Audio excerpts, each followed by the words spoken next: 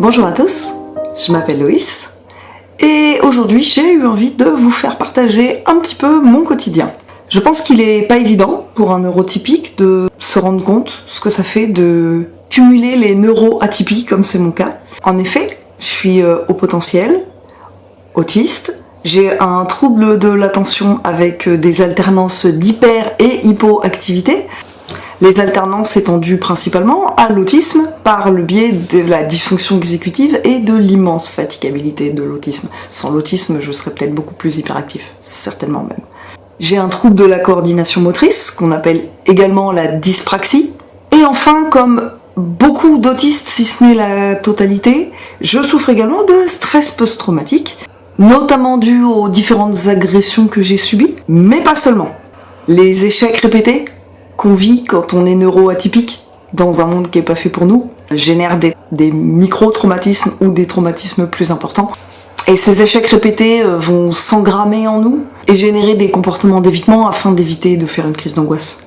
Pour rappel, en dehors du stress post-traumatique et de l'ordre de l'acquis, tous les autres troubles que j'ai mentionnés appartiennent en fait à une seule et même condition, le trouble neurodéveloppemental. On entend souvent dire qu'il est extrêmement rare de cumuler toutes ces conditions en même temps, mais c'est loin d'être aussi rare qu'on le pense, et ça, pour le coup, je le tiens de la neuropédiatre de mes fils. Oui, je suis aussi la maman de 2 petits garçons qui sont TSA, TDAH et multidys. À partir du moment où un de ces éléments qui s'inscrit dans le cadre du trouble du neurodéveloppement est détecté, on devrait normalement aller chercher s'il y en a d'autres.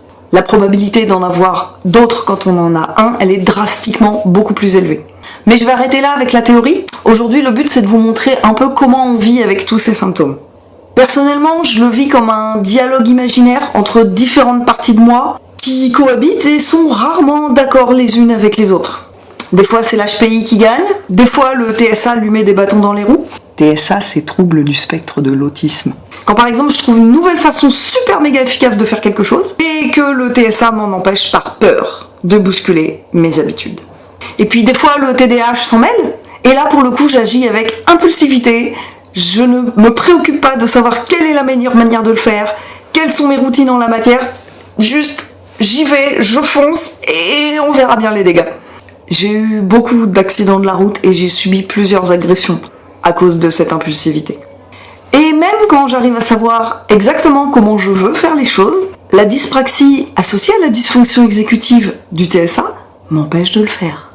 Mais j'imagine qu'au-delà de toutes ces explications théoriques, le mieux, c'est encore de vous montrer comment ça se passe. Donc imaginons simplement que j'ai une tâche à faire. Bon les gars, on a ça à faire. J'ai trouvé le moyen le plus rapide, le plus efficace de le faire, ça va être trop bien, on va déchirer. Non, on fait pas comme ça.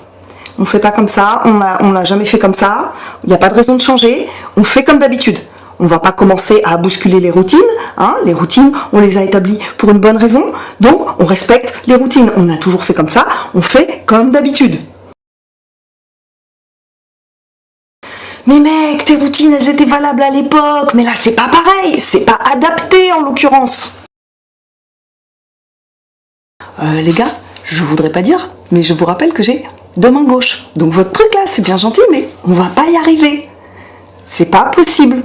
Et puis bon, hein, si c'est pour que l'autre nous refasse une crise d'angoisse comme la dernière fois, non c'est bon quoi. Ah non, ah non, ah non, ah non, ah non. Non, on fait rien. Je me souviens la dernière fois, c'était l'horreur, il n'y a rien qui a fonctionné, on a paniqué, on n'arrivait plus à respirer. Non, on fait rien.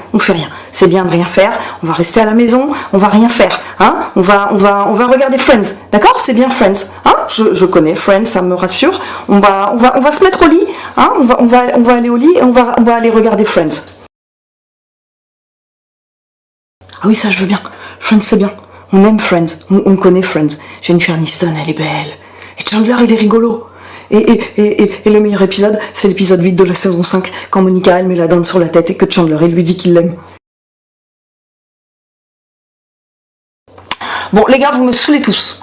Là, c'est bon, on n'a pas besoin de réfléchir. On y va, on improvise, ça va se faire, c'est bon, quoi. Hein.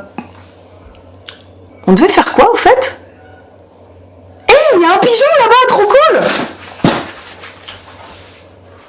Merci pour votre attention, j'espère que ça vous aidera à mieux comprendre le quotidien des neuroatypiques. J'ai pris beaucoup de plaisir à réaliser cette vidéo, j'espère que vous en avez pris à la regarder. Et je précise que ce que j'ai montré correspond à la façon dont moi je vis ça.